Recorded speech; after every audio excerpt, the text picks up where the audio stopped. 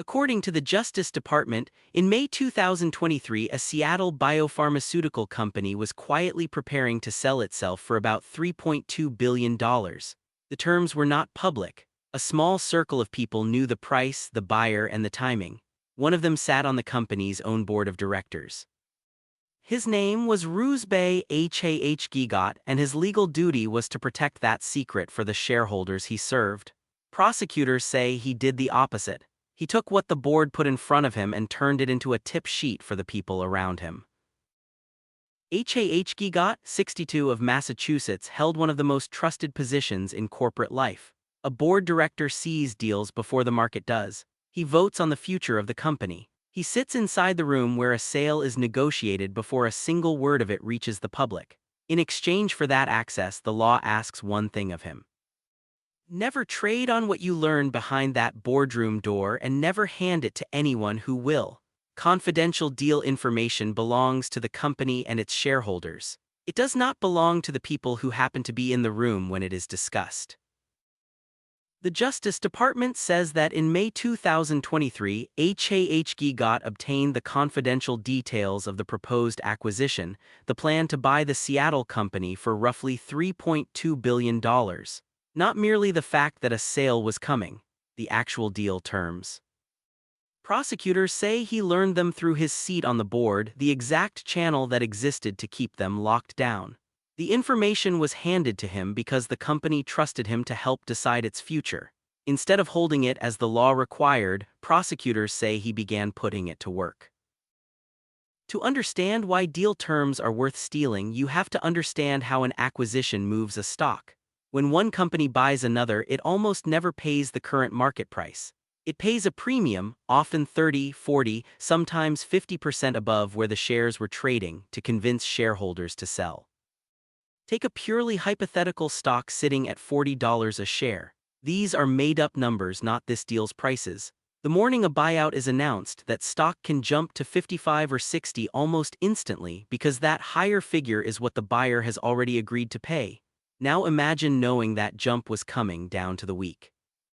You could buy at 40 with almost no risk and let the announcement hand you the difference.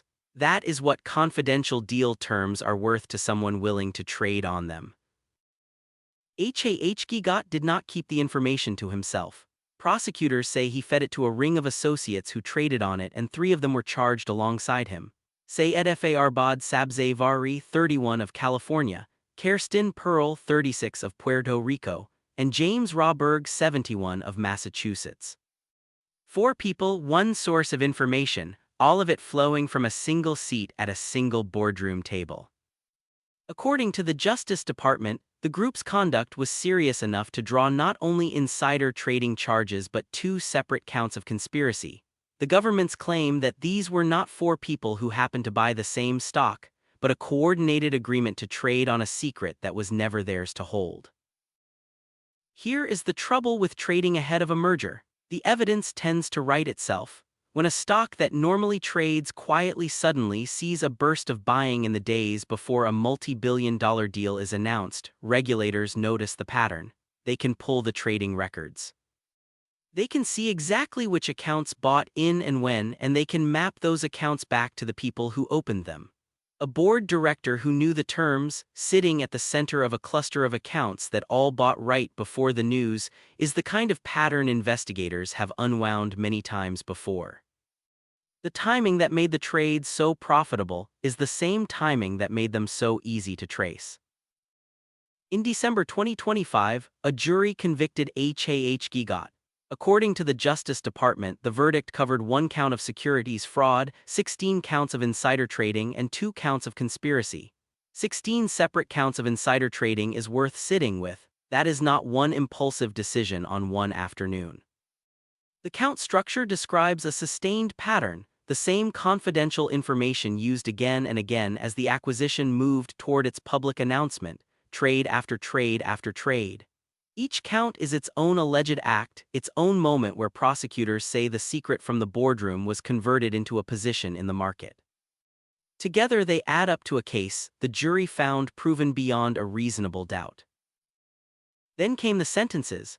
According to the Justice Department, Rouzbeh Haghighat, the board member who carried the fiduciary duty, received 40 months in prison, the longest term handed to anyone in the group. His co-defendants received far less. Sabzeh Vari was sentenced to 14 months, Pearl to 6 months, Rouzbeh, the oldest of the four, at 71 to 2 months. 40 months, 14, 6, 2. Line those numbers up and the gap becomes the argument. The people who received and traded the tips answered for it. The man who sat inside the room, who was trusted to guard the secret and instead handed it out, answered for it most of all. That sentencing gap reflects a specific idea about who caused the harm.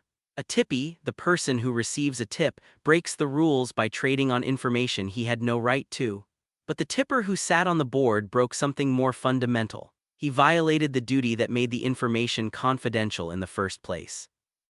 Without his seat at the table, there was no secret to trade. The 40-month term recognizes that the leak, and not just the trades, was where the scheme began. The trust the company placed in a director was the raw material every other profit in this case was built from. Insider trading gets waved off as a victimless crime, a shortcut that hurts no one in particular. The trades tell a different story. Every dollar those accounts made buying ahead of the announcement came out of the market on the other side, from ordinary shareholders who sold at the old price because they did not know what a board director knew. The acquisition still went through. The company was still worth its roughly $3.2 billion. What changed is that 4 people are now convicted felons, and the person who sat closest to the shareholders' trust turned out to be the one who spent it.